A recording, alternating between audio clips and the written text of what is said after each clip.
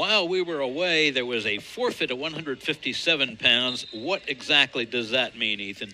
So a forfeit is when a wrestling team does not have a wrestler to send out at the weight. Most teams try to avoid this as it ends in 16 points, which is equivalent to a pin. So if there's one thing that a team is looking to avoid in a duel, it is giving up forfeits. The Morgan State Bears can't tell you exactly why they did not have a guy at 157, but it definitely hurts the team. Well, they had a match last night, and there were a number of injuries that happened. When I talked to Kenny Monday about his team, he told me about the wrestlers that were not going to be able to go today.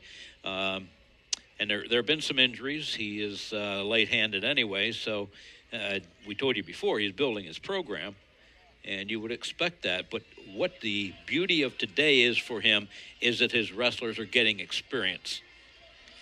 Noah Mulvaney, ranked number 21 in the country, is a junior. And his opponent? His opponent is either Kyle Gray or Josh Greenwood. It's Greenwood, Josh Greenwood. Josh Greenwood. Yeah, just to go piggyback off what you were saying with Coach Monday and getting his wrestlers experience, I think that's one of the most important things in wrestling, because nothing really emulates what it's like to throw on the ankle bands and have a real ref and be in the middle of that mat. You can practice, you can do the conditioning, but it's really hard to emulate what a real match is like. And it's so different. Yeah. So different. You get much more excitement going on in an actual dual meet. Absolutely. What you have here is a tournament atmosphere, but nobody advances. This is simply dual meets between the four teams that are here. Bucknell and Morgan State first. The Bison will next have University of Virginia. That'll come up right after this match, after a 10-minute break. Not sure what we're going to do in that 10 minutes, but we'll figure it out as we go. Noah Mulvaney. I think Noah Mulvaney is also another very exciting wrestler to watch on the Bucknell squad. Definitely. You'll notice as the match picks up, it looks like he gains energy and starts off slower and finishes the match 100%. I don't know how he does it, but it is quite amazing to watch. You'll see he gets to the leg. I mean, usually his first periods are pretty low scoring, but as the match goes on, he really starts to widen the gap, which I think is very interesting to watch. Well, it leads you to believe he is such outstanding in his conditioning. Yeah. That he wears down his opponent, and then he starts going to work. Yeah. Mulvaney comes out of Wisconsin, Hartford specifically. He trained at Ben Askren's training facility growing up. And if you're a fan of the wrestling world, you know who Ben Askren is. Yeah. As we saw, he had an injury, but he's coming back hard from that. I know Mulvaney really likes to try and use Ben Askren's style along with his. You'll see a funky style and lots of freestyle coming from him, just as Ben Askren did. There is another warning, and we have a blood timeout. Talk about that a bit. So a blood timeout is basically kind of self-explanatory here. Both wrestlers will go to their corner and get checked out by their personal trainers. All blood will be wiped up off the body, off the mat, and the source of blood will ultimately be taken care of, whether it's a nosebleed, cut. I mean, sometimes you get some cool pictures of a guy gets a cut on their head and they get their head taped. That looks pretty cool. Yeah, head wrapped, taped, yeah. Now, this guy you're seeing here with the Morgan State wrestler, that is Kenny Monday. He had an outstanding career as a wrestler, both in the collegiate ranks and also when he went international. He's won some really nice prizes in his career. And he told me in the interview I had with him that he still gets down on the mat with these guys and works them out. I'm sure he can still hold his own. Oh, yeah. I bet he knows a good workout or two. If I'm right, Kenny Monday attended Oklahoma State University, I think. I think he was a 3-time NCAA qualifier there as well as an Olympic gold champion. So if you're wondering if there's a guy that's done it, he's done it before. He's seen it. He's done it. And honestly, I think being a fresh program, Morgan State couldn't have went with a better option.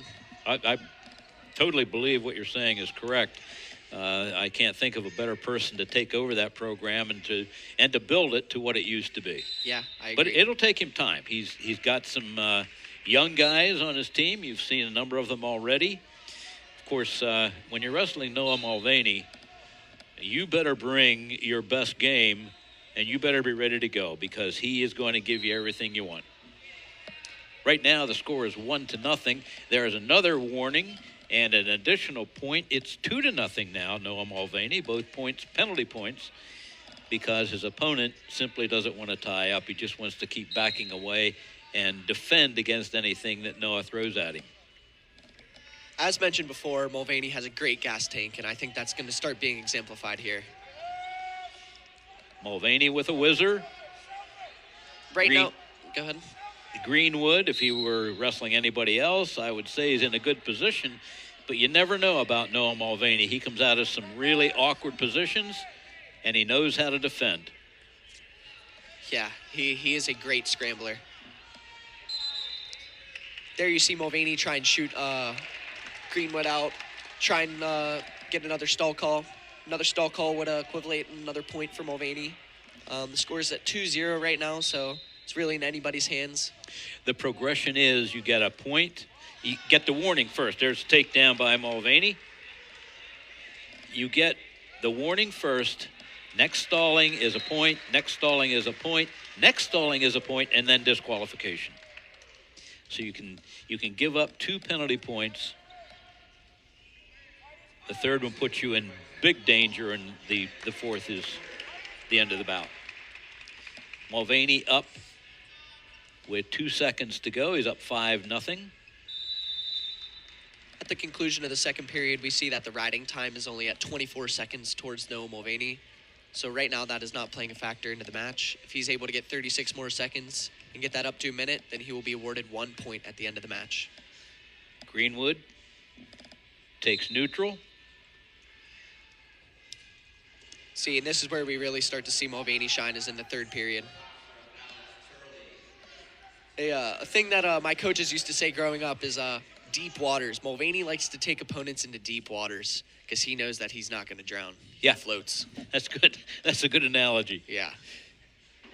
Follow the Patriot League on social, on Instagram, X, YouTube, and LinkedIn, all under the handle AT Patriot League. For more Patriot League content, follow us on TikTok at Patriot League TV. Okay, Mulvaney working his way in, and he's got another takedown.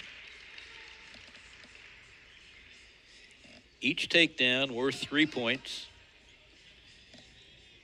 Escape worth only 1. We can see Mulvaney hooking Greenwood's right leg here, putting a hard ride, trying to accumulate that 1 minute total of riding time so he can get awarded the point at the end of the match. Mulvaney now leads 8-0, which is major decision territory. He does need 7 more points for the tech fall, and that's certainly in the back of his mind. Although with the Bison being up 28-0, there's not a lot of pressure on Mulvaney to produce points. He simply needs to win. Yes, agreed. Now, what you're seeing there in the back, I know it's a little confusing if you're watching at home. That is the other dual meet that's going on the other mat here at Soika. 4 teams here this weekend. The Bison will be wrestling 3 matches.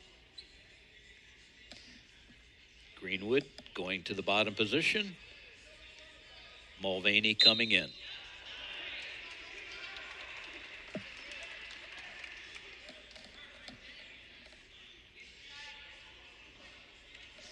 Mulvaney putting a lot of pressure on Greenwood's shoulders and back. He is in complete control here, leading 8-0, and you see time winding down. Now, Mulvaney does not want to allow him to escape, although he does have the additional riding time point. Nice follow behind, and that's the end of it. 8-0 our score, 14 points for the Bison, 32-0. We'll be back after these important messages.